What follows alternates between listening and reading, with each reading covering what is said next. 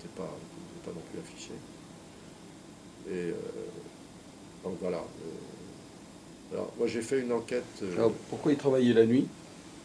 Bah, c'était posté, c'était un travail posté, c'était un travail où Il étant travaillait donné qu'ils avaient 24 heures sur besoin de faire une 24, grosse quoi. production, il y avait 3 équipes. Et il y avait une équipe de nuit.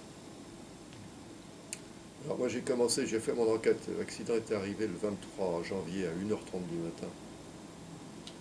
J'ai fait l'enquête le lendemain dès que j'ai su que cet accident était survenu, donc avec le patron, avec les délégués au CHS.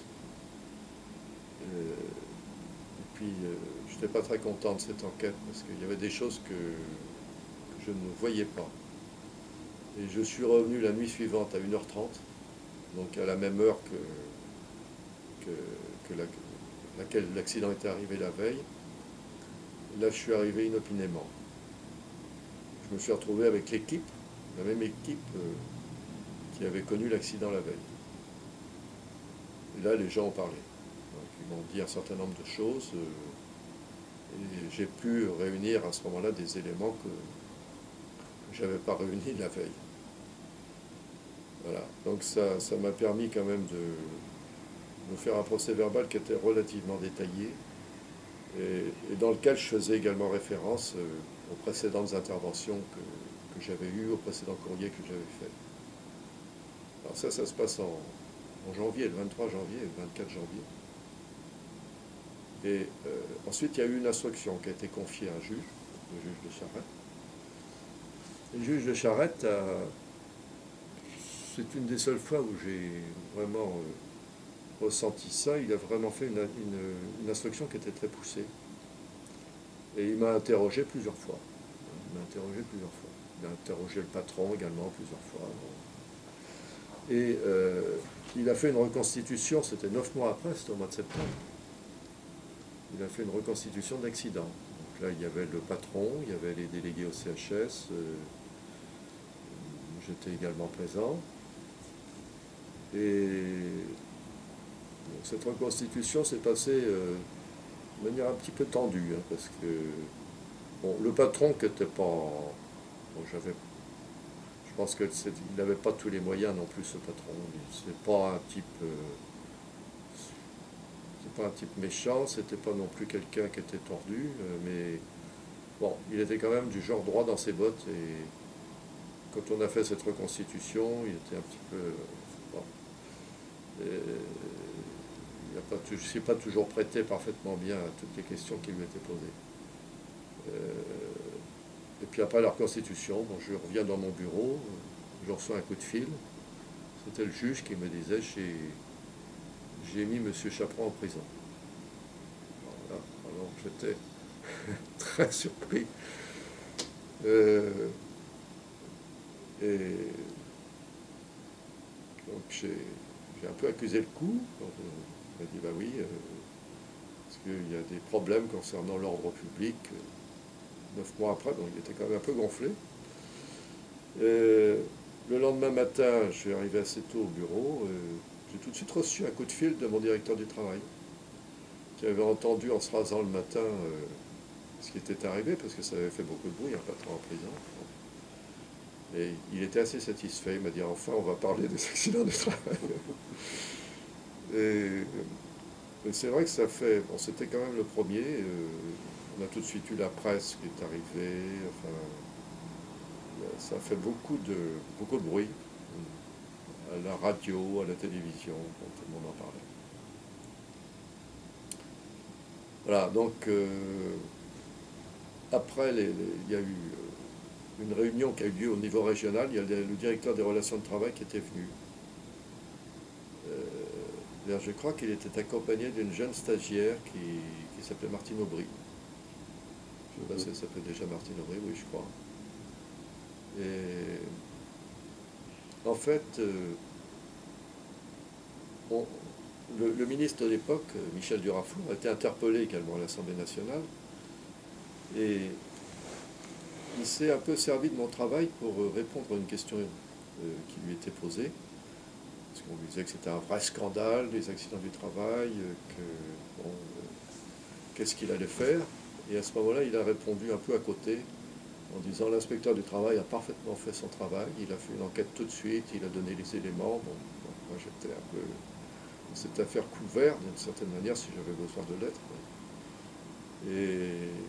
Et Cabannes, quand il est venu, bon, il a dit que ça mettait en cause quand même les textes et qu'il fallait réfléchir à la conception de nouveaux textes. Et en fait, quelques temps après, c'était en 1975, il y a eu la loi du 6 décembre 1976 qui introduisait la notion de prévention intégrée. Donc il y a eu quelques progrès dans la prévention qui ont été dus à cette affaire, mais également à d'autres qui sont survenus après. Il y a eu d'autres patrons emprisonnés après, il y a eu d'autres affaires. Mais ça a vraiment quand même, je pense, fait bouger les choses. Je crois que ce juge qui s'est servi d'une notion sans doute un peu osée, il a quand même réussi à déclencher quand même un mouvement. Quelle notion osée? L'ordre public. L'ordre public. 9 mois après, c'est ça que mois vous voulez après, dire? oui. Vous pensez qu'il l'aurait fait une semaine après l'accident, ça aurait eu enfin, ça aurait été plus justifié, quoi. Peut-être. Peut-être. Mais bon, de toute façon, le résultat a été que le patron a dû faire 1 ou 2 nuits en prison. On a réuni d'urgence la cour d'appel pour pouvoir le faire libérer. Elle se réunissait, je ne sais plus quel jour, et en fait elle s'est réunie 2 jours avant pour pouvoir faire en sorte que le patron soit libéré. Il me semblait qu'il avait été en taule 3 mois avant. Oh non, il restait 2 nuits en prison. 1 ou 2 nuits, je ne sais pas, mais garde pas plus. Non, il n'est pas resté. Bon. Non. D'ailleurs, il faut dire, il y a un détail qui est amusant, mais que je trouve intéressant, c'est qu'il a milité après pour la condition de prisonnier. Parce qu'il a mangé des nouilles froides le soir, il a dû se rendre compte ce que c'était que la vie en prison. Et on l'a envoyé peu de temps après, d'ailleurs, à la Défense, au siège du groupe. Le Charbonnage de France, à l'époque, c'était une entreprise publique. Oui. Et donc, on était compétent, enfin peut-être pour la filiale, mais peut-être pas pour l'entreprise, si. On était compétent pour l'inspection. Je n'étais pas compétent pour les charbonnages, pour les mines. Parce que là, c'était une inspection particulière, c'était les ingénieurs des mines. Enfin, pour les entreprises industrielles, si, on était compétent. D'accord. Et alors, quelque temps après, le directeur général a présidé une réunion exceptionnelle du CHS. Et il m'a dit, tout ce que vous allez demander, je le ferai. J'étais un peu gêné parce que je dis quand même, on ne peut pas faire ça vite fait, il faut quand même regarder de manière un peu plus approfondie. Enfin, on a fait une grande visite avec les délégués au CHS. Et c'est vrai qu'après, ils ont pris un certain nombre de mesures. D'accord, mais ça avait été repris absolument pendant un certain temps par les médias. Je me rappelle du Figaro, vous avez peut-être vu les reportages qui sont sur le site de l'INA. J'ai l'impression que ça a fait beaucoup de barouf. Que le juge de Charette était militant du syndicat de la magistrature. Et donc, il voulait faire avancer le droit, ça c'est sûr. Et je pense qu'il y a eu une longue campagne quand même. Il y a eu une longue campagne. C'est pour ça que quand vous me dites il est resté 1 ou 2 nuits au... Non, il n'est pas resté plus de 2 nuits en prison. Mais c'était la première fois qu'un employeur allait en prison pour un accident du travail. C'est ça qui a fait du bruit. Mais il n'est pas resté longtemps en prison. Bon. Là, si j'ose dire, pour le résultat médiatique, le fait qu'il soit en prison était un élément capital. Maintenant, la durée de sa détention, il n'est pas resté longtemps. Je ne pense pas d'ailleurs qu'il y ait beaucoup de patrons qui soient restés très longtemps en prison suite à des accidents du travail. Il y en a eu quelques-uns qui ont été emprisonnés après, mais je ne pense pas que ça ait duré jamais très longtemps. On n'a pas eu d'écho. Enfin, moi, j'ai pas d'écho. J'ai pas vu grand-chose là-dessus. Oui. Bon, donc vous sortez de cette affaire. C'est une des, vous étiez là depuis peu de temps peut-être? Non, c'était à la fin de mon Non, c'était séjour à la à fin. Lens. Parce que je suis arrivé à Lens le 1er février 73. Hmm. L'accident était en 75. Et je suis resté à Lens 4 ans. Et je suis parti peu de temps après à Blois. Hmm. Mais ce n'était pas lié du tout à cette affaire. J'avais déjà prévu de partir. Hmm. Mais c'est vrai qu'après cette affaire, j'ai senti quand même une différence. Euh, les patrons étaient beaucoup plus attentifs à ce que je leur disais. Vous voulez dire que la répression Bah, fait que, à l'époque, alors que, bon, moi j'ai fait mon travail d'inspecteur du travail. La prison, c'est pas moi qui l'ai décidé. Et quand je suis arrivé à Blois, je suis arrivé comme l'inspecteur de la sphère Chaperon. Et Blois, c'était pas la même tradition industrielle que Lens. Et j'ai senti qu'il y avait une certaine crainte des gens. Enfin, quand ils m'ont connu, ils ont eu. Bon, fait que les relations personnelles se sont établies. C'était des relations normales d'inspecteurs, des relations normales entre inspecteurs et chefs d'entreprise. Mais quand je suis arrivé, j'ai senti que les gens, ils attendaient de voir quand même, ils étaient dans un certain état de crainte. vous étiez un dur. Alors quand ils m'ont vu, ils se sont rendus compte que je n'étais pas si dur que ça, mais enfin, bon, voilà. Bon, mais ça c'est plutôt positif comme image. Bah, disons que les résultats, c'est surtout les résultats qui sont importants. Mm. Ça peut donner des bons résultats en termes d'hygiène-sécurité, c'est quand même déjà Alors, important. c'est bizarre parce que depuis le début, vous n'avez parlé que d'hygiène-sécurité, ce qui me va tout à fait, mais vous ne me parlez pas de salaire, d'horaire, vous en avez parlé à propos de votre mémoire, vous ne parlez pas de SMIC, vous ne parlez pas d'apprenti, vous ne parlez pas de tout ça. Mais Oui, bon. bon, c'est peut-être parce que on s'est un peu focalisé sur l'affaire Chaperon. Mm. Mais en fait, quand je faisais des contrôles, je faisais des contrôles sur tout. Vous parlez des salaires. Je me souviens d'avoir contrôlé en particulier l'entreprise qui fabriquait les Kawaii, l'entreprise du Hamel. Et ils calculaient les congés payés d'une seule manière. Alors qu'il faut comparer entre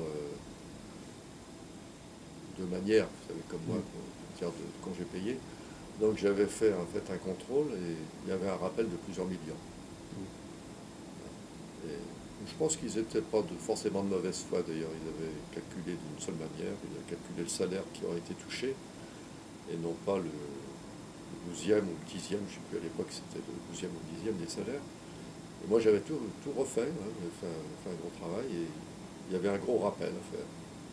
Mais je regardais toujours tout hein, quand je faisais les contrôles. Je ne faisais pas que l'hygiène de sécurité. Oui, oui, non, mais c'est pas ça que je. Mais c'est vrai quand même que notre travail, il y a un travail administratif dans le contrôle, et puis il y a un travail aussi hygiène sécu. Et là où les ouvriers nous voient, c'est quand on est dans les ateliers, quand on contrôle. Mais on fait aussi des contrôles administratifs. Alors, en général, je faisais tout à la fois.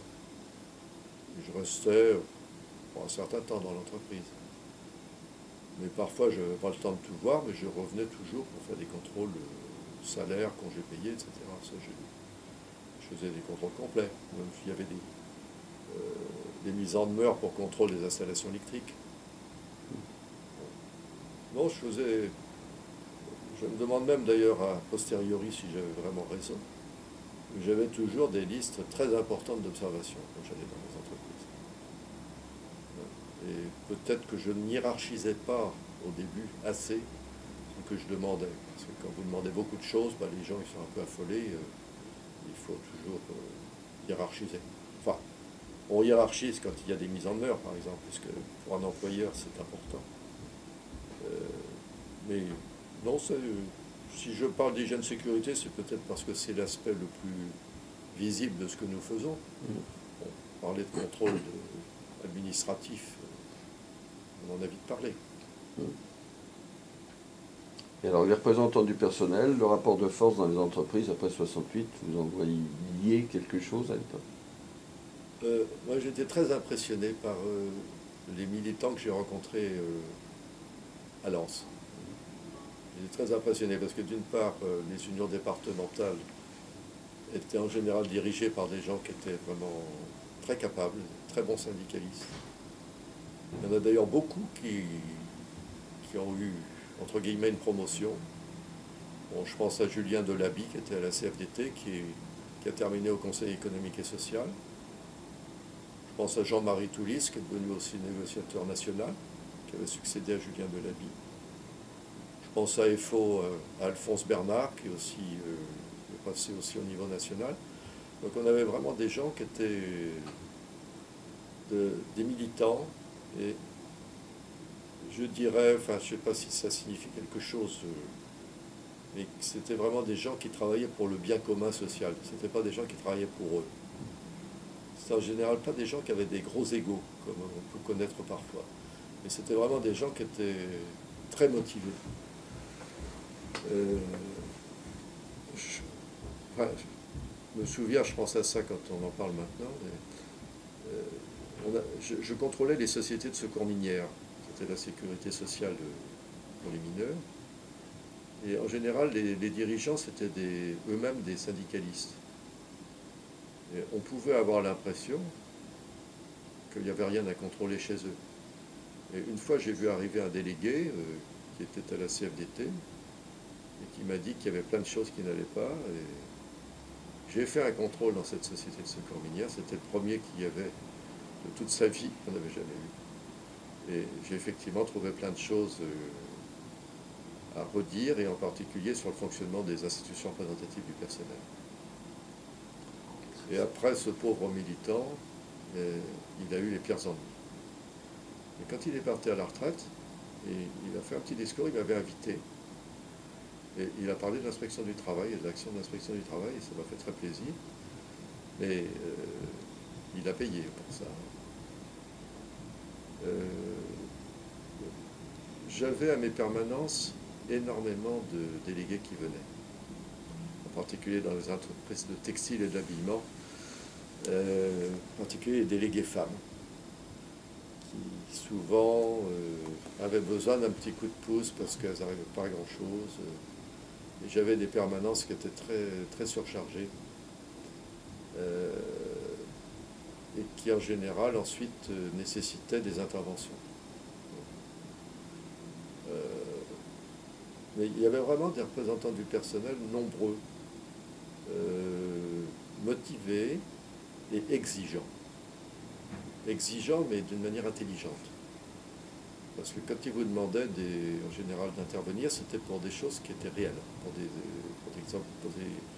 pour des infractions qui étaient réelles. C'était pas pour rien.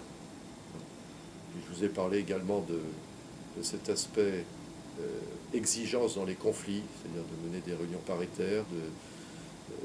J'avais pris l'habitude de faire toujours les procès-verbaux de réunion, même manuscrits à la fin, pour qu'il n'y ait pas de contestation. Et bon, c'était... J'ai pas connu ça ailleurs. J'ai jamais connu ça ailleurs. Je trouve que c'était un milieu très formateur, en même temps que c'était un milieu d'une certaine manière valorisant, parce qu'ils croyaient à l'inspection du travail. Ils y croyaient beaucoup.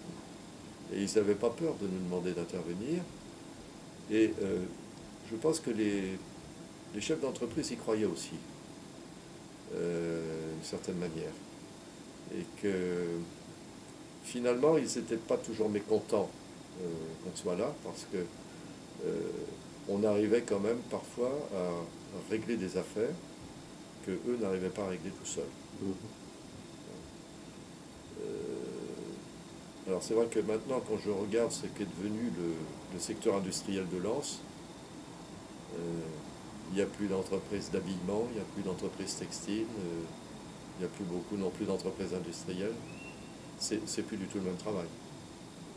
Et à cette époque, c'était un travail passionnant parce que c'était vraiment dans tous les domaines que nous intervenions. Alors, quand je suis arrivé à Blois, c'était pas du tout le même contexte. Alors, vous aviez choisi Blois, pourquoi? Bah, Parce que justement, pourquoi j'avais choisi Blois? C'était pas le même contexte. Parce que j'avais une possibilité d'être logé. Euh, mes parents avaient une petite maison dont ils s'occupaient très peu, qui était à Tours. Et donc au début j'ai habité d'abord à côté de Blois, puis après j'ai habité à Tours. Voilà, mais, bon, c'était une région que j'aimais bien, donc, mais je me suis un peu ennuyé. Je me suis un peu ennuyé parce que là, il n'y avait vraiment pas de tradition industrielle. Et souvent, même les délégués demandaient d'intervenir sur des affaires qui se dégonflaient, qui n'étaient pas des choses importantes. Et bon, il y avait quelques entreprises où il y avait du travail à faire. Donc j'avais en particulier Matra, qui était une entreprise difficile, à Romorantin. Mais autrement, bon, c'était des contrôles qui étaient faits, mais sans que vraiment il y ait ces contacts avec les délégués qui faisaient que parfois, bah, vous interveniez vraiment à bon escient, puis vous saviez que ce que vous faisiez bon, allait servir à quelque chose. Là, je faisais mes contrôles et puis point. Donc c'était pour moi moins valorisant. Il n'y avait pas de tradition syndicale dans le coin beaucoup moins. Beaucoup moins. D'accord. Et quand vous êtes parti de Lens, là, vous avez soufflé, non? Vous aviez besoin de souffler un petit peu, non? Un peu, oui, parce que si à Lens, j'étais célibataire et bon, je travaillais même les week-ends. Je faisais des contrôles d'ouverture le dimanche. Le soir, souvent, je bossais chez moi. Et bon, j'avais un rythme qui était vraiment très très très fort, bon, qu'on peut avoir quand on est très jeune. Mais bon, il faut quand même aussi respecter sa vie personnelle. Ce qui n'était pas le cas. Ce qui était un peu difficile. Quand je revenais à Paris, où j'avais mes amis, mes parents, etc., je revenais à peu près une fois tous les 15 jours. Mais quand j'étais là-bas, c'était une vie monacale. Mais vous faisiez tout au stylo bille et après, évidemment, c'était... j'avais pas d'ordinateur. Oui, non. Donc c'était après donné au secrétaire qui tapait voilà. avec des carbones, des pelures. Exactement. Exactement. J'ai eu parfois des vacataires aussi en plus parce que ma dactylo, c'était une personne de 50 ans qui était très sympathique d'ailleurs, qui travaillait très bien, mais je ne pouvais pas faire le travail pour elle parce que je n'avais pas les ordinateurs. Donc il fallait vraiment qu'elle bosse. Il fallait qu'elle suive, quoi. Ouais. D'accord. Bon. Et je faisais beaucoup de procès-verbaux en plus, parce que il y avait quand même beaucoup de problèmes de sécurité, d'hygiène sécuritaire en particulier, bon, j'y reviens. Et bon, je ne faisais pas que des PV en hygiène sécu, hein. Il y avait aussi d'autres questions, mais j'en faisais en moyenne une trentaine par an. Beaucoup, 30. Quand j'ai vu après ce qui se faisait dans les services, je me suis dit que ça avait quand même un peu baissé. Oui, mais est-ce que les parquets étaient aussi exigeants sur le formalisme, sur tout ça? Est-ce qu'ils acceptaient enfin, bon, sur les constats, certainement qu'ils voulaient des choses très précises, mais sur l'intentionnalité, sur le responsable pénal, etc., ils étaient aussi exigeants que vous l'avez vu beaucoup plus tard à Paris, par exemple? Ils étaient assez exigeants, oui. Donc les PV étaient aussi longs, étaient aussi peaufinés. Oui, il y avait des contrôles au niveau départemental. Je crois que c'était le directeur du travail lui-même, d'ailleurs, qui les regardait. Parfois, il faisait quelques observations de forme, enfin jamais de fond, d'ailleurs, parce que... Non, vraiment, j'ai pas connu du tout de pression à ce niveau-là, mais bon, il y avait un contrôle sur les PV qui était fait, qui était été effectué, qui était pas mal, parce que parfois, bon, on n'a pas la science infuse, on peut se tromper, et bon, il y a parfois des observations faites qui étaient judicieuses, que je suivais. Et, bon, il y avait dans ces PV aussi beaucoup de PV sur l'ouverture du dimanche. Bon, ça, c'est des PV qui sont assez classiques, pas trop difficiles à faire. Mais en hygiène sécurité, c'était plus difficile. D'accord. Et vos contrôleurs, ils faisaient la même chose, ils faisaient de nombreux PV, et c'est vous qui les corrigiez? Ils en faisaient beaucoup moins que moi. Je les corrigeais, oui. J'aurais aimé qu'ils en fassent un peu plus. Mon contrôleur, qui avait 50 ans, il avait plutôt, au point de vue caractérologie, la polarité Vénus. Il n'aimait pas trop les conflits. Donc il me disait, moi j'y arrive sans mettre de PV. Bon. Donc vous êtes un imbécile si vous êtes obligé de mettre les PV, quoi. Non, mais enfin... Le PV, alors c'est à l'époque où on commençait à dire le PV c'est l'échec? Comme ça. Oh. C'est plus tard, je sais plus. On a un peu exagéré cette question. Moi, à l'INT, je n'ai pas entendu dire que c'était un C'était constat peut-être plus d'échec. tard, hein, c'était peut-être les années 80. Oui, peut-être, mais Je sais plus. moi, on ne m'a jamais critiqué parce que je mettais trop de PV. J'étais un de ceux qui en mettaient le plus à l'époque. Et parce que aussi, je faisais beaucoup de contrôles d'ouverture le dimanche, et ça monte tout de suite beaucoup. Alors c'était quoi les ouvertures le dimanche? C'était la distribution, c'était quoi? Oui, c'était la distribution. Bon, c'était d'ailleurs des contrôles extrêmement désagréables parce qu'on avait contre soi à la fois les patrons, les clients et parfois les organisations syndicales. Et les salariés quelquefois aussi? Oui, les salariés, oui, qui gagnaient plus le dimanche. Mais ça, c'était quelque chose que je faisais pas mal parce que bon, il y avait quand même aussi des problèmes, à la fois des problèmes d'emploi le dimanche, et puis il y avait aussi des problèmes de concurrence, parce qu'à partir du moment où ça se développait, bon, tout le monde voulait en faire autant. Donc, c'était pas justifié du tout. C'est comme aujourd'hui, hein. Oui. Ça n'a pas bougé. Sauf que la réglementation s'est un peu libéralisée. Donc. Tout à fait. Mais sur les principes, c'est exactement le même sujet. Bien sûr. On a et le patron, et peut-être pas les syndicats, mais les salariés, les clients contre nous, quoi. Oui. Ça n'a pas beaucoup changé. Mais c'est ce que j'essaye de démontrer à mes collègues aujourd'hui, que les choses n'ont pas tant bougé que ça. Non, on trouve toujours un peu les mêmes Et problèmes. par rapport à nos modernistes dans notre administration, qui disent le travail change, il faut changer nous-mêmes. Il faut réorganiser le travail interne à l'inspection, comme si tout était, enfin, comme si tout était bouleversé, comme si, enfin, bon, on ne sait plus travailler, quoi. Ouais. Il faut professionnaliser le métier, comme si on n'était pas des professionnels. Bon, c'est assez blessant, je trouve. Bon, alors Blois. Blois, Ouais. bon. Donc il se Blois. passe combien d'années à Blois, comme ça, dans l'ennui? Moi, je suis resté 2 ans. Pas d'accident, pas de choses... Enfin si, des accidents, mais des choses notoires, Alors à Blois, ce qui était assez agréable, c'est que je travaillais dans une petite DD. J'avais un collègue qui était dans le bureau en face du mien.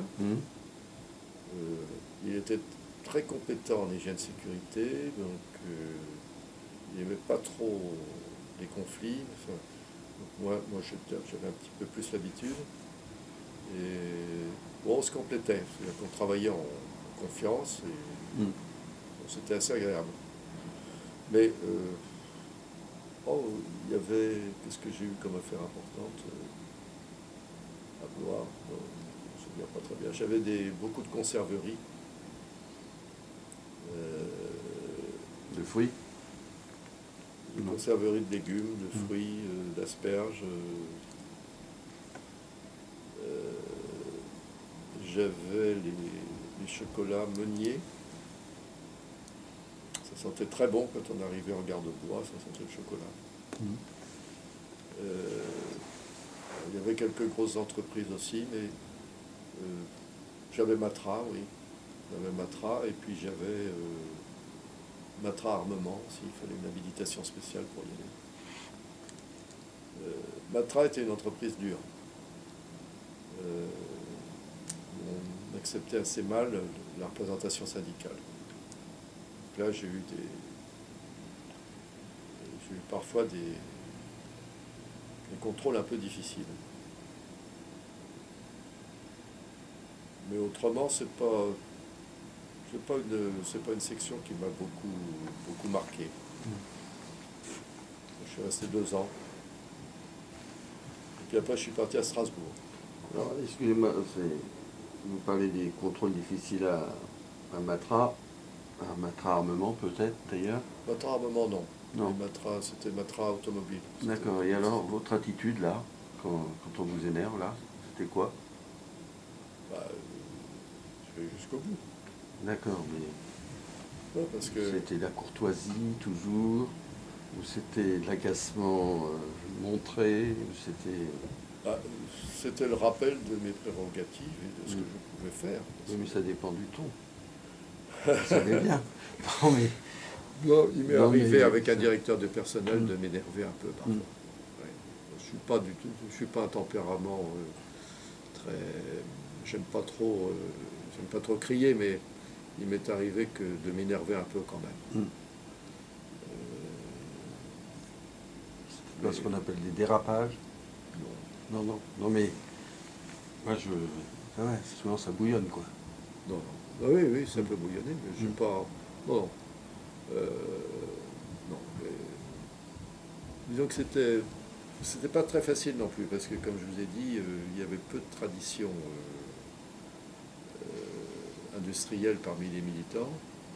Et chez Matra, j'avais des délégués qui me demandaient par exemple d'intervenir, et puis sur des questions qui parfois étaient justifiées, et puis après ils s'y intéressaient absolument pas. Donc ça me paraissait quand même un peu bizarre, et c'était pas très motivant, disons. Donc après j'avais un peu de réserve après, et donc j'étais plus sur mes gardes, je dirais. Je pouvais pas agir vraiment d'une manière franche. Mais c'était peut-être des syndicats qui étaient un peu maison, non? Non. Ce n'est pas parmi les syndicats maison, c'était parmi les syndicats traditionnels. Oui, mais c'est pas parce qu'ils ont l'étiquette qu'ils ne sont pas un peu maison, non? Non, mais je pense qu'en fait, comme il y avait une direction très musclée, je pense qu'après, ils avaient peur un peu de ce qu'ils avaient fait. Et ils n'osaient pas, en fait, parfois aller jusqu'au bout sur des problèmes pour lesquels ils avaient raison. Je me souviens aussi du médecin du travail qui était muet comme une carpe, au CHS. Je ne l'ai jamais entendu parler. Donc j'étais un peu seul. Et alors, c'était déjà Lagardère à l'époque? Non? À l'époque, non, je crois pas. Je crois pas que c'était déjà lui. Je ne sais plus qui était le directeur. J'avais Matra Armement, puis j'avais aussi des entreprises qui faisaient des emballages d'armement, des entreprises menuiserie, ébénisterie. Mais j'ai pas gardé des souvenirs très forts. Autant ma section de lance, je me souviens très bien de tout ce que j'y ai fait, mais j'ai eu 71 ans hier, peut-être que j'ai moins de mémoire. Mais non, je pense pas que ce soit lié à ça. C'est une bonne chose. C'est moins marquant. Ouais. Bon, puis alors après, c'était un peu intermédiaire, j'étais à Strasbourg après. Alors, excusez-moi, vous étiez militant CFDT à l'époque ou adhérent simplement? Et qu'est-ce que c'était que la CFDT et la CGT, le SNICMO de l'époque? Oui. Alors, bon, moi j'étais à la CFDT. J'ai adhéré à la CFDT en arrivant au centre de formation des inspecteurs du travail. Et puis après, j'y suis resté. Quand j'étais dans le Nord, il y avait beaucoup d'activités syndicales. On avait des réunions avec les militants de la CFDT de temps en temps. On se réunissait à Lille en général. Et je me souviens très bien, il y en avait un qui était un ancien typographe, qui était Albert Flao, qui était un garçon très, très intéressant parce que c'était un militant qui était à la fois plein de foi, plein d'humour, qui menait très bien ses réunions. Il y en avait un autre avec lui qui était très dépressif, qui avait des problèmes de dos. qui était aussi très actif. Puis il y avait des secrétaires aussi qui étaient des militantes à la manière du Nord. C'était des gens qui croyaient à ce qu'ils faisaient. C'était des gens de foi. Et c'était des réunions qui se déroulaient dans un très bon climat. Enfin, on était en général assez heureux de se retrouver. Et puis il y avait d'autres réunions qui étaient au niveau national parfois. Je me souviens, on a eu un congrès à Sainte-Sigolène. À l'époque, c'était quelqu'un qui est devenu directeur du travail, là, qui était à Saint-Nazaire, à Nantes. Salvi? Salvi, oui, c'était lui qui était un peu qui avait fait un rapport sur l'inspection du travail, sur lequel on avait travaillé. Enfin, je ne me souviens plus de tous les détails, mais il y avait une vie syndicale locale, régionale et nationale qui était assez forte. Voilà. Et quand je suis arrivé à Blois, j'ai un petit peu décroché parce que j'étais tout seul. Donc, j'ai jamais été, pendant ces 2 ans, à une seule réunion régionale. Je suis resté à Blois tout le temps, parce qu'on avait un directeur régional qui était malade. Il n'avait plus de réunion. Donc, je ne connaissais même pas mes collègues des autres départements. Et alors le SNITMO, à l'époque, ça vous dit quelque chose ou... Oui. C'était le syndicat des directeurs régionaux, semble-t-il? Oui, et de quelques inspecteurs aussi qui y étaient. Ah oui. Quand j'étais au centre de formation des inspecteurs du travail, il y avait une petite section du SNITMO qui existait. Oui, bon, c'était un syndicat qui avait son point de vue, c'est-à-dire qu'il pensait qu'on ne pouvait pas être affilié à des organisations nationales sans perdre sa légitimité, puisque ça voulait dire qu'on prenait parti pour une organisation syndicale. Donc eux, ils avaient une conception plus corporatiste du travail. Et ils avaient des revendications, mais qui étaient assez corporatistes. Et bon, c'était une tendance. Bon, pour ce qui est du SNITMO, on ne s'entendait pas trop mal avec eux, on discutait avec eux. En 68, si j'ai bien lu tout ce que j'ai lu, comme c'était le syndicat qui était tenu par les DR, le syndicat avait dit faites pas grève pendant les jours, il faut être présent dans les services parce que les syndicats des entreprises viendront vous voir. Et donc en fait personne n'est venu les voir. Alors Stribaud lui raconte autre chose d'ailleurs. Personne n'est venu les voir et c'est en fait le seul corps de fonctionnaires qui n'a pas fait grève en 68. Parce que la direction du SNITMO était tenue par la hiérarchie, quoi. C'était un syndicat tenu... Ouais. Oui, nous, c'est la réputation que ça avait aussi quand j'étais au centre de formation des inspecteurs du travail, c'est-à-dire que beaucoup parmi nos intervenants étaient plutôt... Enfin, pas tous, hein, parce que Persson qui faisait l'hygiène sécurité, c'était un militant CGT, qui était au Parti communiste. Et par contre, M. Bois, qui nous faisait les relations professionnelles, directeur régional, bon, je crois qu'il était adhérent au SNITMO, et il avait une conception de l'inspection du travail qui était parfois un peu combattue par les organisations syndicales qui disaient qu'il était trop classique, trop neutre.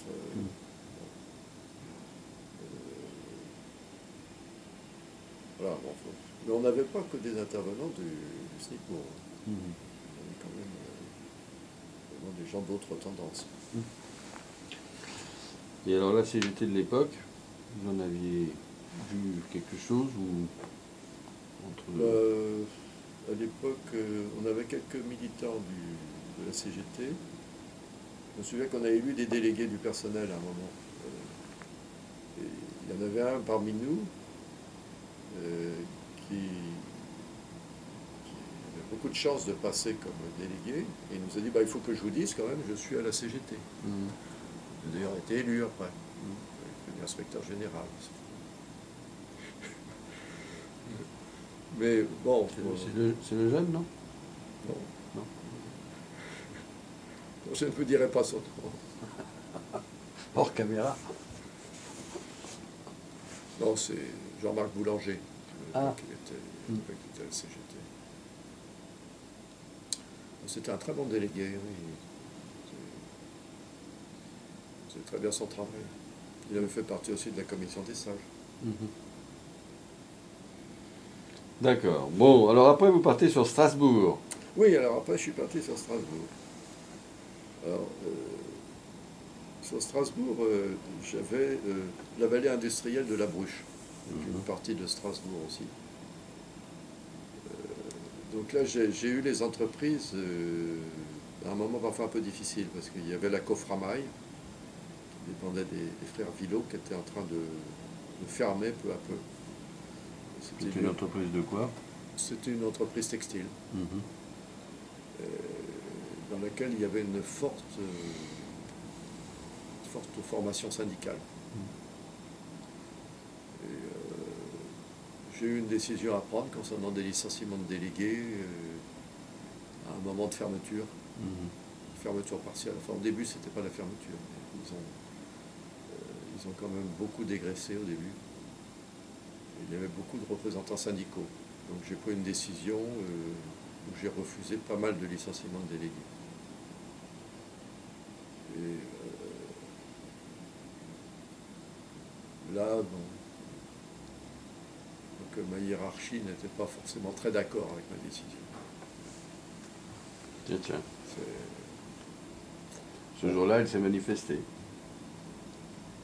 Non, mais enfin, disons que... C'était au niveau départemental ou régional? Non, non, c'était pas au niveau départemental, c'était au niveau régional. J'avais un directeur régional qui...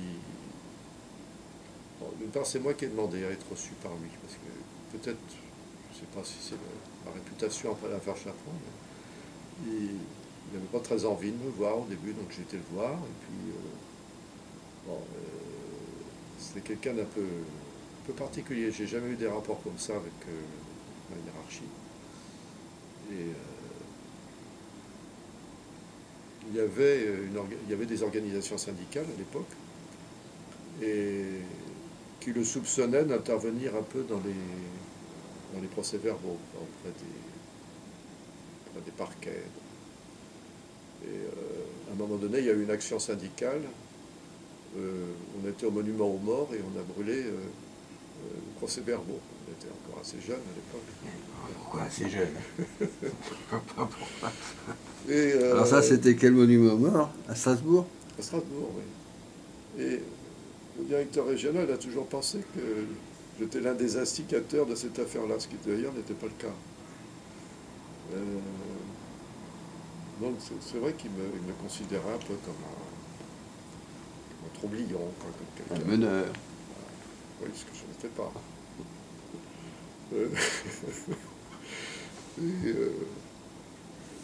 Et quand je suis parti, ben, il m'a quand même, il m'a mis sur un tableau de promotion. J'ai eu un peu de mal à comprendre. Mon directeur, à l'époque, j'ai été à l'hôpital parce que j'avais eu une opération. Et mon directeur départemental est venu, il m'a dit, vous devriez accepter.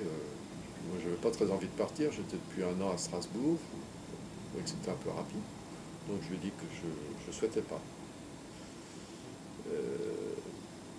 Et l'année d'après, j'ai été de nouveau remis sur le tableau. Et là, je suis parti à l'Institut national du travail. D'accord. On vous promouver pour que vous disparaissiez du lieu, vous pensez? Non, je pense pas. Je ne sais pas si c'était exactement ça, mais enfin, en tout cas, j'ai jamais eu de très bon rapport avec mon directeur régional, et je pense qu'il pensait que j'étais partial, il pensait que j'avais des points de vue partiaux, c'est son jugement. Et quand je suis parti à l'INT, bon, ben, sans doute eu de sa part quelques...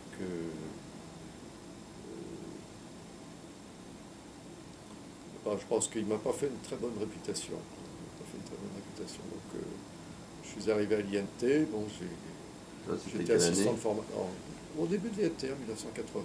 D'accord. Donc là, j'ai eu un petit peu de difficulté. En fait, pendant 2 ans, j'ai pratiquement signé aucun courrier.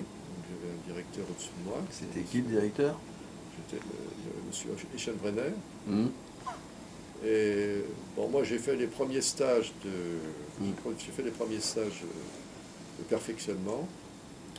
Bon, mais donc j'avais eu l'habitude quand même à l'inspection du travail d'avoir une certaine liberté d'organisation de mon travail. Et puis, bon, j'étais quand même un être libre. Et là, dans ce contexte-là, je ne me suis pas trop plu, quoi. Donc, quand M. Chetcuti m'a demandé de venir à Paris, je connaissais Chetcuti, on avait des bons rapports, et il m'a conseillé de venir et je suis parti. Donc, je suis resté 2 ans à l'INT. Bon, je ne me suis pas ennuyé à l'INT, mais je ne me suis pas senti non plus en parfaite liberté. C'est pour ça que je suis parti. Restons sur Strasbourg. Restons sur Strasbourg d'abord. Parce que les licenciements de représentants du personnel, c'était chez Coframail. Oui. C'était ça votre principal conflit avec l'EDR? Bon, c'était un des points sur lesquels, je pense, il a pensé que ma décision manquait un peu d'objectivité. Maintenant, si vous voulez, j'avais très peu de rapport avec lui. Hein. C'était vraiment... j'avais un directeur du travail qui était, avec lequel je m'entendais assez bien. C'était M. Beauvais, M. Jean-Claude Beauvais, qui était un homme très fin, avec qui on avait des bons rapports, les inspecteurs. Mais lui-même, avec le directeur régional, je pense que c'était pas ça. C'était vraiment quelqu'un qui était un peu particulier. Comment il s'appelait le DR? Henri. Il avait eu une affaire dans les Vosges, sanctionné un inspecteur du travail. On avait milité, quand on était au centre de formation des inspecteurs du travail, à cette occasion. On avait eu une action syndicale qui était, je crois que même le SNIT était dans l'action syndicale. Parce qu'il avait sanctionné un inspecteur Oui, il avait sanctionné un inspecteur du travail, il avait fait une... je ne sais pas s'il n'avait pas voulu aller jusqu'à une retenue de salaire, enfin c'était une affaire énorme. Et, bon. C'était quoi l'incident? Pardon? C'était quoi l'incident, là, enfin l'affaire? J'avoue que je me souviens plus très bien de cette affaire dans ses détails, mais je sais qu'elle était choquante. Donc il y avait eu une action... Et comment il c'était l'aspect... Il y avait 2 personnes qui avaient eu des sanctions. Il y avait Espinet et Aviron Violet. Je me souviens, c'était deux inspecteurs du travail. Et Espinet. vous pourriez retrouver ça dans les archives. Espinet et Aviron Violet. Il y avait eu une action syndicale assez forte. Et c'est pas un des deux qui était en conflit avec Henri? Si, l'un des deux était en conflit avec Henri. Je crois que c'était Espinet qui était en conflit. D'accord. Bon, voilà. Bon, je ne veux pas non plus trop m'apesantir là-dessus, parce que je crois que c'est la seule fois de ma vie où je me suis trouvé dans des situations comme ça, une certaine opposition, tout au moins dans un manque de relations, et puis quelque chose qui n'était pas très franc, parce que je ne savais pas. En fait, il ne m'a jamais nommément indiqué qu'il m'en voulait sur tel ou tel point, mais je savais par la bande que... Enfin, j'ai quand même été promu. Je suis parti. Oui, mais bon, il y a 2 sortes de promotions. Il y a les promotions, quand on veut sortir quelqu'un d'un endroit, on lui tend la perche pour qu'il sorte, quoi. Oui, enfin, d'un autre côté, bon, aller à l'INT, ça ne me déplaisait pas. Mais attendez. Vous avez fait donc 8 ans à l'inspection du travail. À peine. J'ai fait 7 voilà. ans. Oui, j'ai commencé en février 73 et je suis arrivé à l'INT en 80. Donc j'ai fait en fait 7 ans à l'inspection. Et alors, comment ça se fait? Enfin, je Je trouve que pour une administration, investir dans des agents pour qu'ils ne fassent en fait que 8 ans ou 7 ans d'inspection du travail, je trouve que c'est un immense gâchis. C'est-à-dire que vous avez acquis une expérience, vous avez acquis un savoir-faire, vous avez voilà, le geste professionnel, enfin, voilà, toutes leurs bêtises comme ils les disent maintenant. Et vous allez faire complètement autre chose. Alors, à l'INT, vous allez former vos collègues, mais enfin, vous allez organiser les formations pour vos collègues. Je ne suis pas sûr que vous allez former, je ne sais pas, vous me direz. Mais comment ça se fait qu'on ait une administration qui, depuis 50 ans, enfin, au moins depuis 68, ne garde pas ces gens dans l'inspection et les promeut pour en faire autre chose, pour faire d'autres boulots qui n'ont plus aucun rapport, alors qu'un certain nombre d'entre eux souhaiteraient éventuellement continuer, aider à former les gens, revenir en section d'inspection ensuite. Comment ça se fait qu'il y a un gâchis pareil? Enfin, moi, j'appelle ça un gâchis. Pour ce qui me concerne, il y a deux, je pense qu'il y a deux motifs à cela. D'une part, ma tranche d'âge, j'appartiens à une tranche d'âge qui a connu des promotions relativement rapides. Alors d'une part parce que il y avait des postes vacants, mais d'autre part aussi parce que, vous disiez tout à l'heure, il n'y avait pas de directeur adjoint, ben, c'est le moment où on a créé les directeurs adjoints. Donc il y a eu beaucoup de création de postes de directeurs adjoints.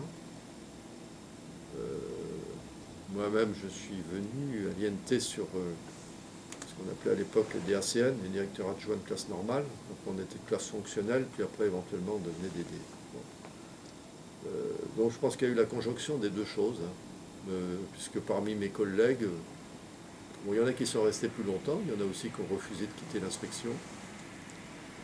Pas toujours pour des raisons tenant à l'inspection, mais aussi parce que parfois ils voulaient rester dans la région où ils étaient, parce que soit ils aimaient bien faire de l'alpinisme, soit ils aimaient bien telle ou telle autre chose pour des questions personnelles, ce qui est finalement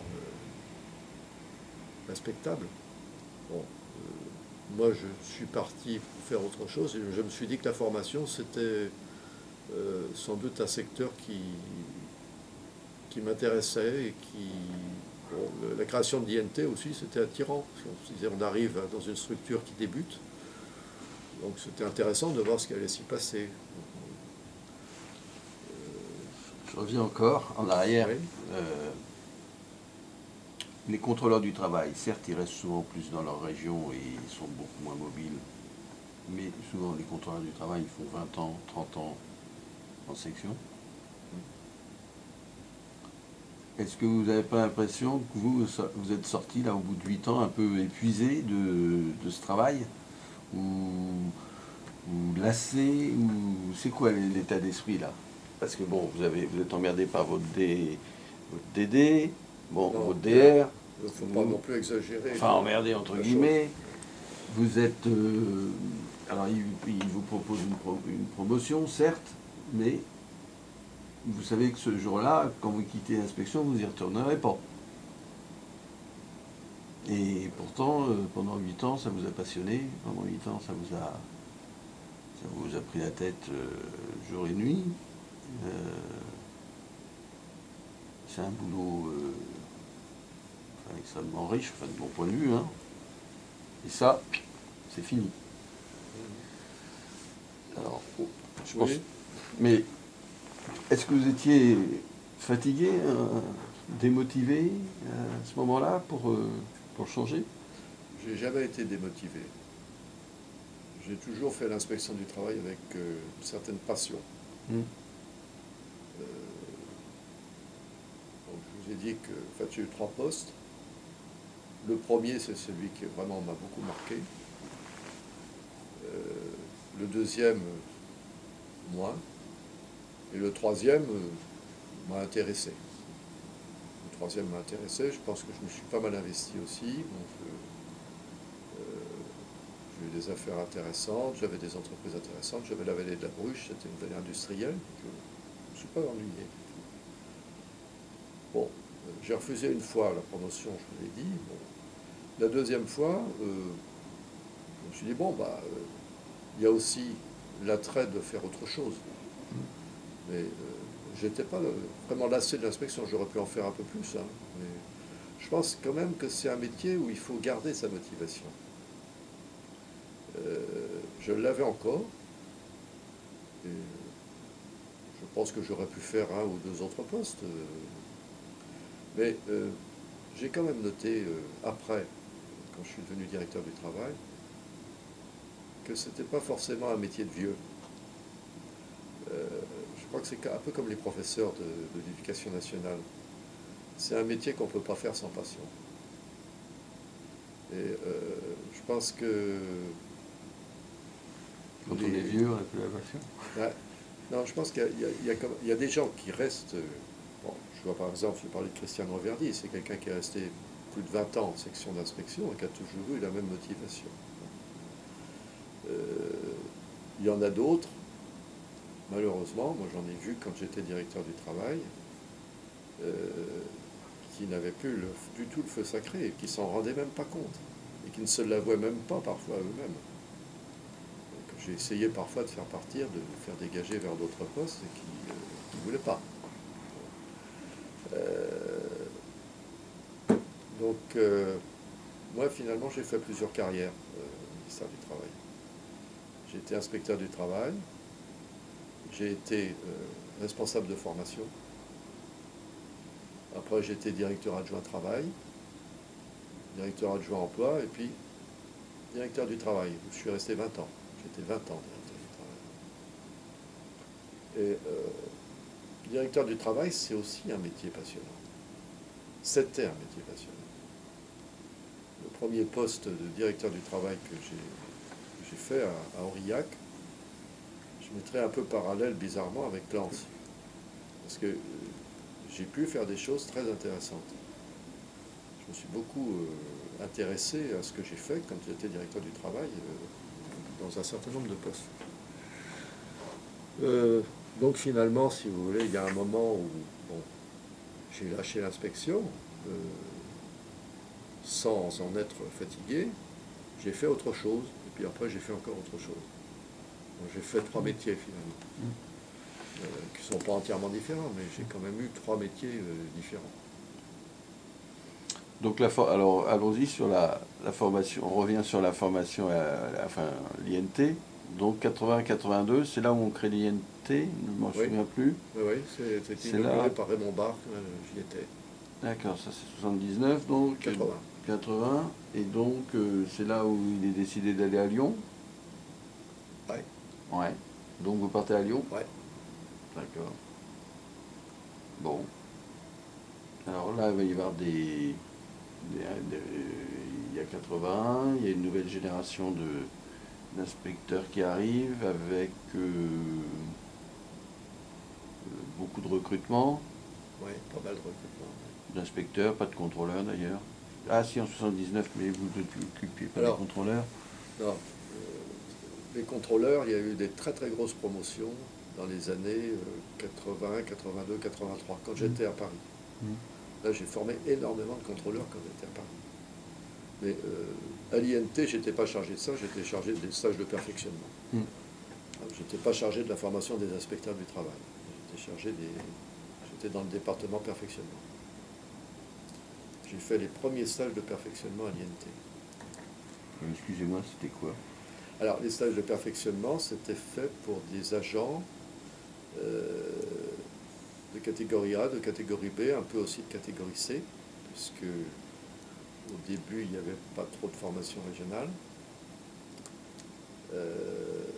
Donc le premier stage que j'ai fait, c'était un stage pour les gens qui travaillaient en section centrale emploi. C'est le premier stage que j'ai bâti. Donc il fallait à la fois bâtir des stages compte tenu des besoins et du travail des gens, puis après de trouver des intervenants pour ces stages, puis après de coordonner l'intervention, d'animer ces stages, enfin de faire en sorte que ça se passe bien, sur tous les plans. D'ailleurs, même au début, j'allais même au resto avec les stagiaires à Lyon. Donc c'est un travail de responsable de formation finalement, qui peut avoir certaines similitudes avec les centres de formation privés. Sauf que les intervenants sont plutôt publics. D'accord. Bon. Voilà, ça se faisait dans un département où on était plus